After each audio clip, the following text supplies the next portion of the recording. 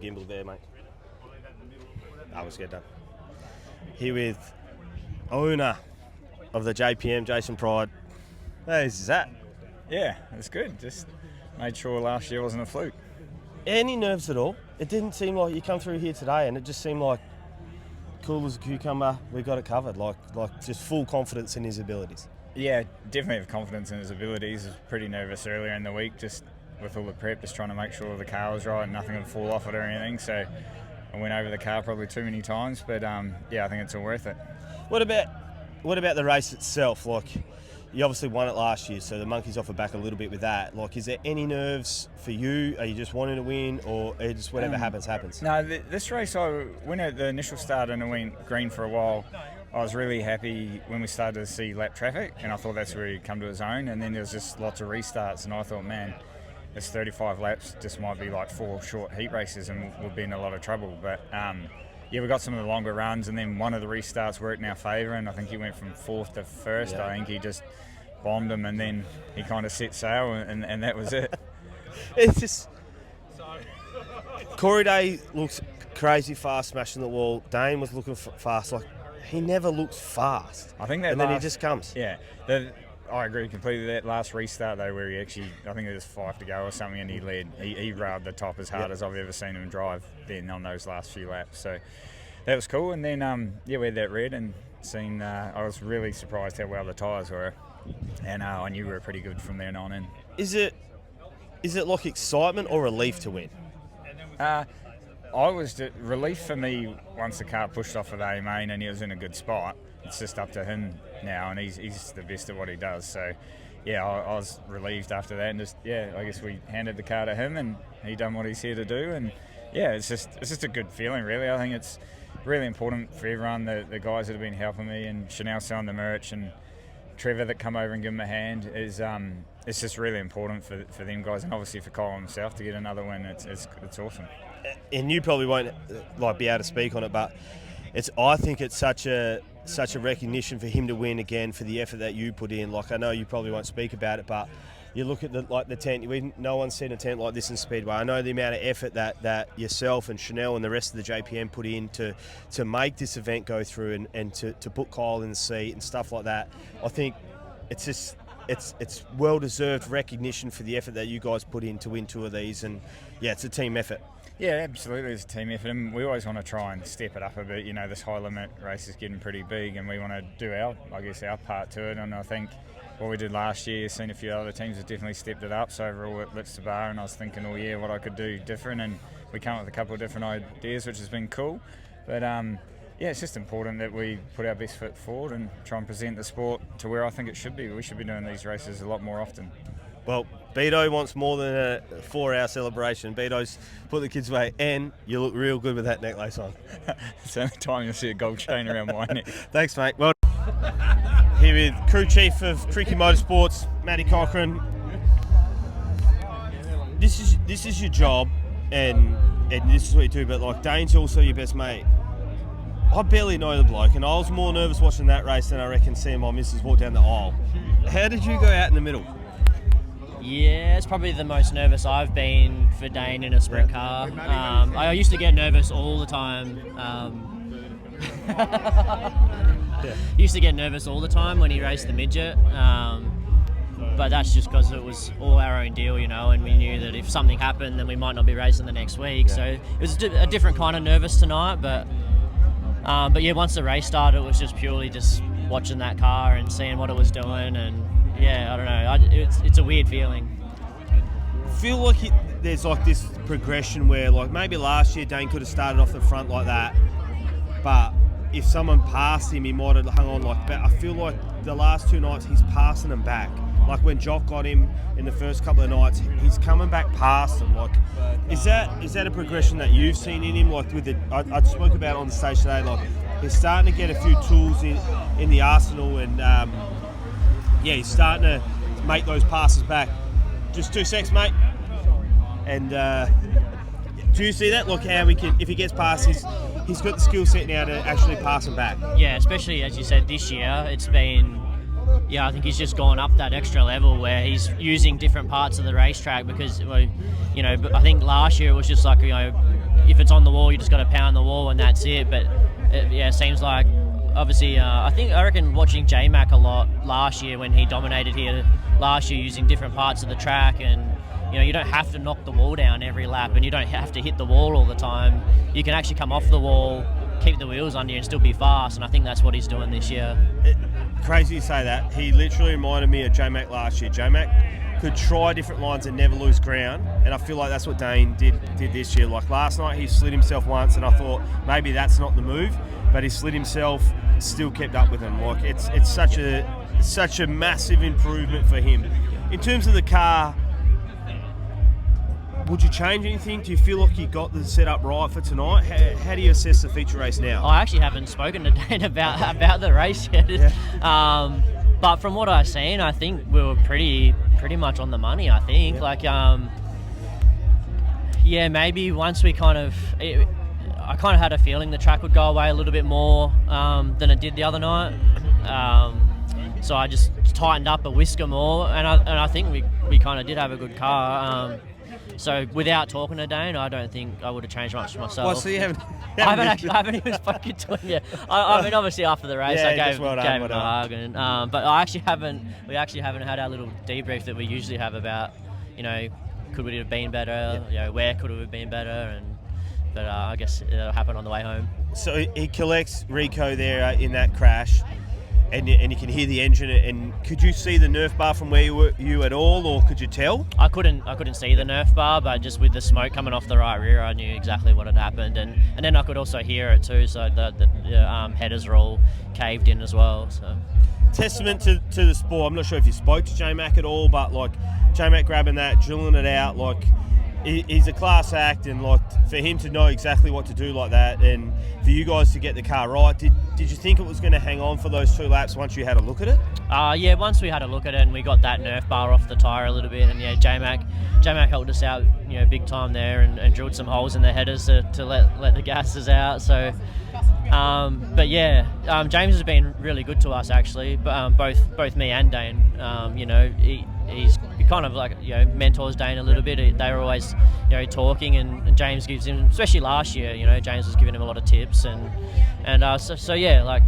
really happy that. What'd you tell Dane at the stop with 2 to go? What'd you tell him? I actually didn't tell him anything. Oh, actually, I did say I think you're better off just trying to get that rubber in the middle. Just because, a car was a little bit banged up, and he's like, I don't think I can rip the top anymore. So I was like, I think there's enough rubber to run through the middle. And nearly got it done, but just showed the nose that little bit too early. Dane's got a lot of tricks up the sleeve. It just looked like Cole just had one extra. Like Dane showed the nose, Cole knew exactly what that meant. Hey. Yeah, exactly. You can't give them guys any chances because they don't miss them chances, right? So on the walk down the hill, Ryan was walking to the podium. I thought, and I said to him, how good is it that you're pissed he lost to Cole Larson?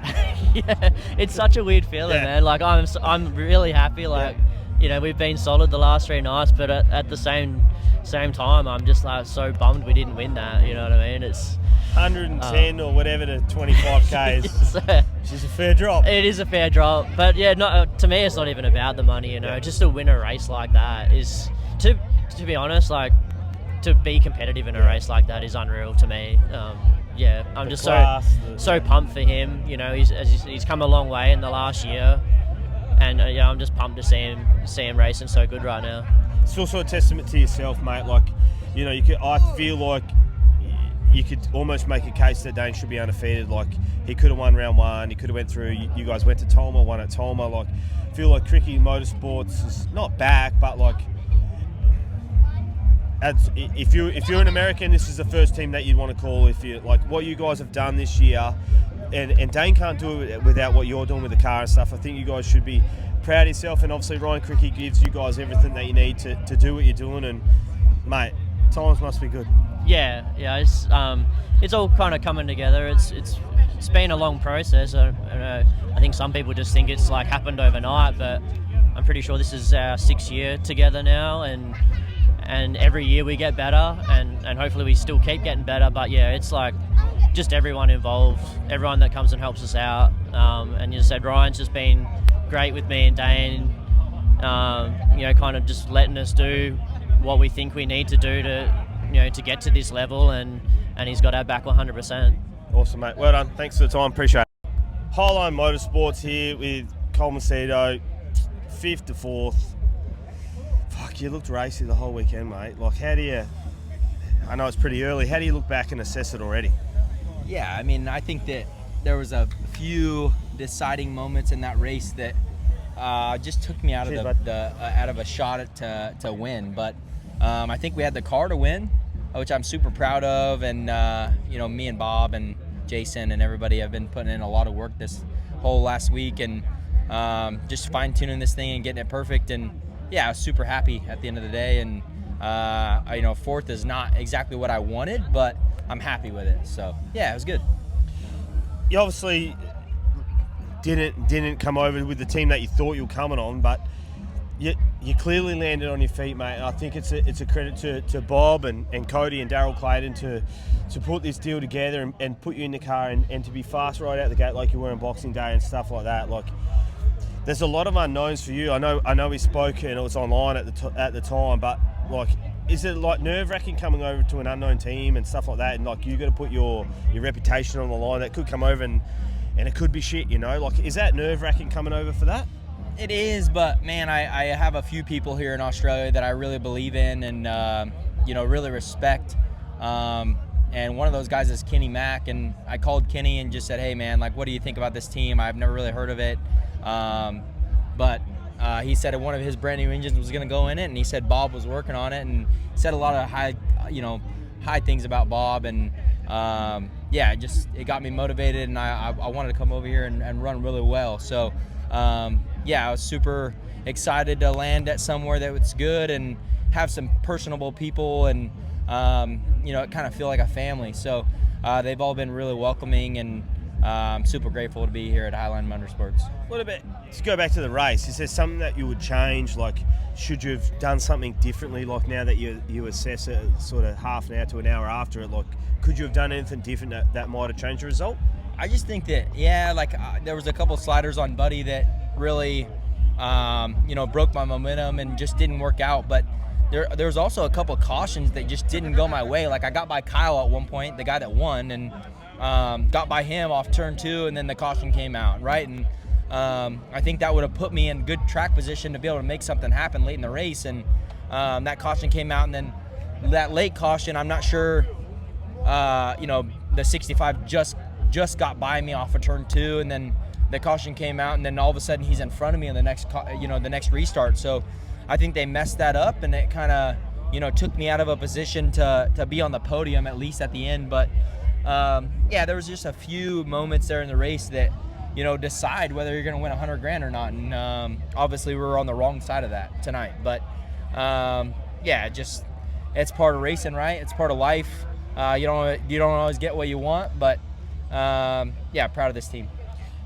Is it generally one of your skill sets to be able to run the wall as good as what you have like this week? Like, obviously watched you last year and stuff like that. I just feel like you run the wall as hard and as clean as anyone out there tonight. Like, is that something that is in your repertoire, or you were just flying this week? I mean, I grew up in California running cushions and fences, crashing a lot, trying to figure it out. But it's just a testament to this team, honestly. Like, you know, you can't go run the fence when your car's bad. So Bob and Jason and Daryl and Cody and everybody involved, you know, it's, you know, them guys giving me a good car lets me go out there and run the fence at a confident level, right? So that's what sets you aside. You know, like the last 2 nights, my car wasn't as good and I couldn't run the fence like I needed to. So luckily they got me dialed in tonight, and yeah, I was super comfortable up there, which is odd, but when your car's right, I feel like you can feel invincible everywhere you go, right? Like, I could change lanes and run the bottom or run the top, slide people tonight, where last night I was almost crashing every lap, I thought. So yeah, it takes a good race car, it takes a village of people, and luckily I got that here. What's the program look like for you now? Like, are you locked in terms of what racing you're doing with Highline, like, for the rest of this like little period, or are you heading home? What's the go there? Yeah, no, we're gonna run the whole deal. We're running Speed Week here in Perth and Bunbury and all that kind of good stuff, and then we're gonna head over to run Tolmer and then the whole Classic week, Avalon, Mount Gambier, and Warner Bowl on the Sunday, and then the Classic, obviously. So, yeah, I'm super excited. I think we got a really good equipment, good race car, great engines, thanks to Kenny Mack, and yeah, I think we're going to knock off a couple wins, if not one, hopefully. So I think we got the speed to do it. It's just up to me to get the job done. Mate, it's always tough talking to you guys because no one's like truly stoked unless they win, but I think you definitely should be proud, like given the circumstances that went on and the lateness of the ride and how new the team is for these guys. Even though Bobby is a wizard and he'd probably never take the credit that he deserves, but he's a gun on it, and I think you probably should be proud of how it has ended up. Yeah, I'm blessed, man. Like you know, Bobby, he might be a goofy looking guy, but he's really good on the tools. You know, I asked him to weld a couple things on the car, some shock spuds and stuff, and man, they're just beautiful welds. And yeah, I'm super proud of him and all the rest of the guys. But yeah, it's super cool to be able to come to a team and have a guy that can do it all, right? So yeah, it's very cool. And yeah, just like I said before, I'm super happy to be a part of this race team, and hopefully we can build something and have a force to be reckoned with years to come. Does it matter you beat your brother, or? Oh yeah, it matters big time. You know, I love him. Like, obviously he's my brother. He's you know, but there's nothing better than beating your older brother, right? Like he's very talented, and I think, you know, I put him on a very high pedestal, and to be able to beat him, it makes me feel really good. I know it probably pisses him off, but yeah, it makes me feel really good. I look up to him so much, so you know, it's kind of like beating one of your heroes, right? So yeah, it's not in any ill fashion, but, you know, wanting to beat him, but yeah, it just feels good. Awesome. Well done, mate. Thank you. Yeah. Here with Brad Sweet, Landrigan Motorsports. Started 7th, finished 11th. How do you sort of assess your whole weekend, or is it a little bit early yet? No, I mean, obviously not what we wanted. You know, you always want to be more competitive than 11th, especially, you know, last night we felt like we kind of got the car and headed in the right direction. And tonight we were good in the heat and the dash, and for whatever reason in the A, just the way the track played out and whatever we did, just kind of missed it a little bit, and, you know, just never could quite get going. Didn't make any speed, and struggled. So obviously, you know, I think the older I get, the more, you know, less it stresses me out to have a bad night, and the more I'm just here to enjoy it with friends and family. But, you know, at the end of the day, we're competitors, and, you know, it wasn't what we wanted, so we're a little bummed, but we'll move on. Well, driving-wise, is there anything that you would change if you could go back and start this feature again? Is there anything that you would go back and actually change, or is it always just going to play out how it did? Yeah, I mean, I could have easily maybe finished a few spots better or a few spots worse, but sometimes you just got to roll it in the trailer, you know, and sometimes it's not your night, and sometimes you miss the setup or whatever happens, and tonight was one of those nights where just I could not get anything going, and car didn't feel good, and just kind of had to bring it home and put it away and try another day. What about, do you ever have the chance to sit back during the night and sort of assess the event as a whole, or are you just fully locked into driving while you're driving? No, I'm always thinking about the event and, you know, where we can make improvements and things like that. Not, you know, Gavin and his crew do a great job, but I'm always thinking about how to improve sprint car racing as a whole, for sure. It's pretty hard tonight, mate. I think there was 12,000. Like, I was a little bit apprehensive being a Tuesday night, but the place was packed. The race was awesome. It's holidays, man. Yeah. Holidays. You could race any day on a holiday, right? Yeah, no, it was a wicked event. Yeah, I know probably not the result that you wanted, but yeah. I think overall, like, you make a good point. I mean, you know, it's bigger than just me. You know, it's look at what's created here, and look what Perth's doing, and look at all the fans. And yeah, I mean, as individuals, sometimes we have bad nights, but, you know, I think sprint car racing as a whole is winning. Perth Motorplex as a whole is winning, and, you know, we're in a little corner of the world here, you know, opposite of where I'm from, and here we are with over 10,000 fans, you know, enjoying sprint car racing. That's really all you could ask for. Robbie Farr get a gig on the tyres again next year, or what? I think he's burnt out after that. He was done mountain tires by the end, but I really appreciated Robbie, Joe Mooney and Melvy, the Landrigans.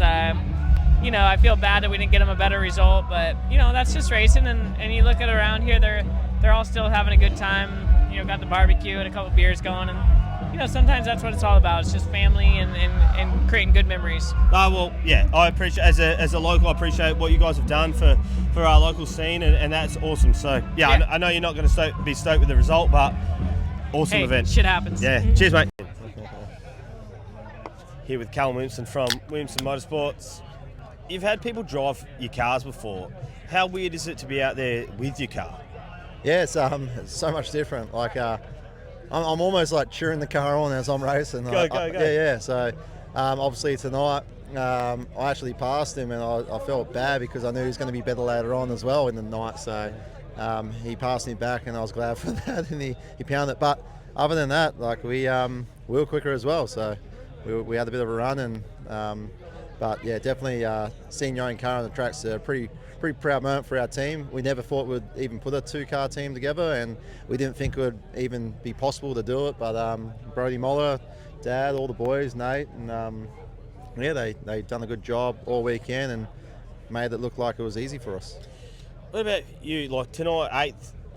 How do you assess that, mate? Like you started 8th, you finished 8th, but it looked like you bounced around a little bit. Like, is it too early to assess it? Are you filthy with it? You happy? Like, how do you sit right now? I'm definitely happy with it. Probably not in the sense of finishing 8th. Like, I know we could have been a lot better than what we were.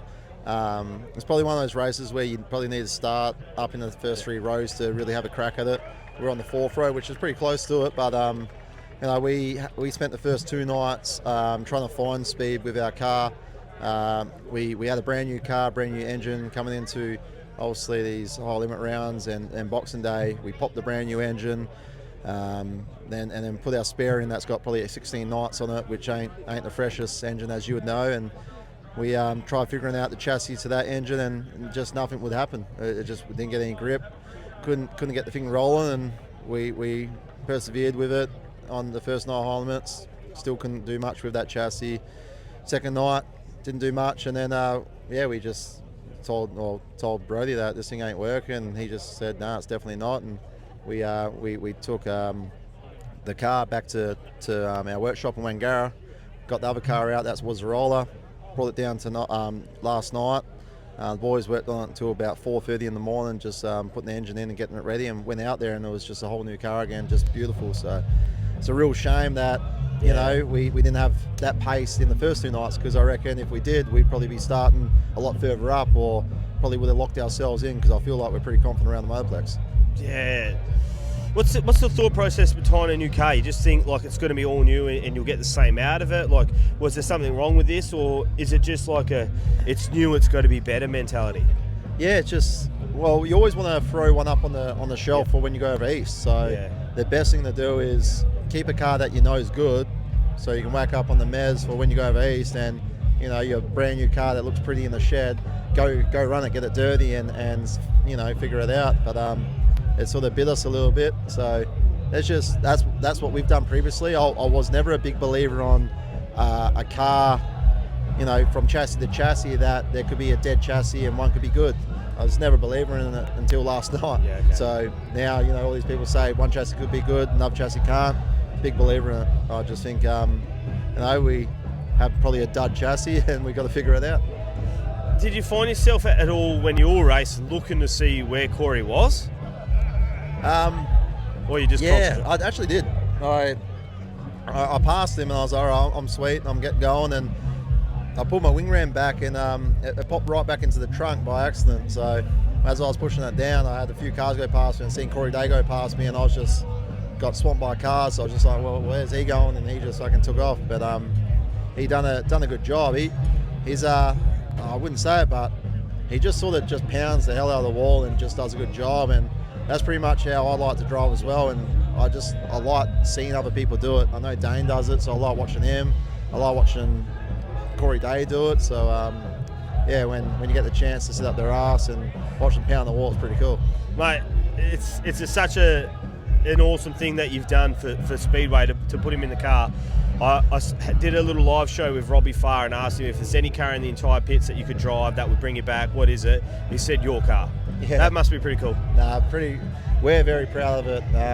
Me and my old boy, we were working out of our shed back in Geraldton for years and years and years, and battling on with, you know, probably not the nicest cars and nicest engines. And over the space of 10 years, we built a pretty cool team together. And me and my dad can't be proud of that. And we introduced Brody Moller into our team probably about 4 years ago, and he's taken it to a whole new level for Williamson Motorsport, and just seeing him grow into a crew chief, and then into a guy that picks up sponsors and organises drivers and flights with my wife, and merchandise, like talking to he's become just not a crew chief now, he's become a big key factor for our team. And me, my dad and Brody, we can't be proud of getting someone like Corey Day over here to race for our, you know, our team and promote our sport in a bigger way that we can. And yeah, Robbie Farr, he's a top bloke. I got the race for his team back in Sydney back in the days, and he was very welcoming, and that's where my whole career changed, from being just a little battler trying to get through to being a decent driver. And I got to thank him enough for what he done, and for him to say those words. Obviously he looks at our team now thinking, you know, that's the team that he used to have back in the days. Perfect, mate. Well done, mate. Congratulations. I know it's not the result you wanted, but well done, mate. Awesome. No, cheers for that. Cheers, mate. Cal. Cheers. Here with Peet Motorsport, Luke Oldfield, 11th to 5th in that feature, mate. How was that? Yeah, it's pretty cool, mate. I had a bit of a game plan going out there, just to, you know, get around the bottom, because it looked pretty meaty there at the start. I just sort of sat down there, and I went high once, and the guys up the top were racing pretty hard there, and I thought, I'll just sit on the bottom, and felt pretty good. And then midway through the race, I got the wing back and just started picking cars off, and I was like, okay, we're on this. Felt good. Did you get to 4th at one stage? Yeah. I think at the restart, it was in front of, I think it was Carson there. Oh, not Carson. Cole? Cole. Yeah, Cole. Yeah. So, but yeah, and then the restart, I just made a mistake. I went back to the same line I've been running with the rubber already laid up a line. So I just kicking myself. I didn't push into there. But decent all weekend, mate. Like 5th in this field, like you have to be stoked with that. That's such a massive effort for Peet Motorsports. They've run 2 cars, obviously, with you and Harrison all weekend, mate. To put this thing from 11th to 5th in the high limit, mate, you have to be stoked with it. Oh yeah, mate. We're over the moon. The team's been pretty cool, working with Harrison and the whole Peet family. We're pretty tight knit, and it's been working out quite well over the last few years. And he's all pumped to go again next year, so we'll see how we go. And so I'm looking forward to it. You had a game plan going in. Did the track and the race develop how you thought it was going to develop? Yeah, look, I was just going to play it by ear. I was a little worried about fuel consumption, because we were pretty high on fuel when we were running the fence the other night, which was 30 laps and 35. I knew if we had a lot of roll around laps, we'd be close. So I was quite happy to stick it on the bottom and make it work down there. I knew I could have a lot better tyre at the end, which the tyres were like brand new by the end, and I could see in front there's a few others that weren't much chop. So if you could go back and change something, what would you change to try and maybe push it up a little bit harder, or was the car pretty good? Yeah, I think the car was pretty good. Just probably that last restart, I should have went to I just didn't know about the rubber, and I probably haven't raced enough in that sort of thing. But as soon as I moved up that last lap after Cole had passed me, I could definitely feel it. And I'm like, just kicking myself. I should have went there to start with. I might have held off Cole, but he was definitely determined to get past after they put him back on that restart. So no, it was great racing all those guys. I was having a battle there with Kerry for a while, and I just started picking off, and at the end there I was getting a rhythm, and it would have been nice to see what happened if that stoppage didn't come, because we were just slowly moving forward and had a bit of a rhythm. So you've had some good drives in this. Do you think that's your best drive in the Peet Motorsports? I guess so. Yeah, against this competition, it's next level. Like all those Americans come over, and all the local guys, they're next level as well. Like Dane and Callum and everyone else that's here, they do an awesome job. It's pretty spectacular, really. Before the weekend started, what would have been a pass mark for you? Like what position? What would you 2-3 weeks time you look back and what would you been happy with? Well, in my head I want to win, but realistically I was happy just to try and make the feature, honestly. And then move from there. So, mate, and you look good in 5th. Like at some stage you look spicy. Like 4th was right there for you. Like you have to be stoked with it, mate. Well done. Over the moon. The team's ecstatic. It's good to repay him for all the hard work we've done in off season, and and all the effort that Shannon's done and the whole family there at the Peet Motorsport. What's the program look like now for you at Peet Motorsport? Is it touch and go? Is it locked in? Like, what are you doing with it now? At the moment, we're locked in for next weekend. So back here on the Friday. Then we go to Bunbury, and then we'll head home and do a bit of our own racing. We're back here to do the Crickety boys for the 5 nights of racing then. And that's all we really had planned for this season. So. Mate, 5th in the Highline, and surely it locks you in again next year. Yeah, I guess so. I don't think we won't be coming back. So. Yeah. Sweet, mate. Well done, mate. Ripper effort.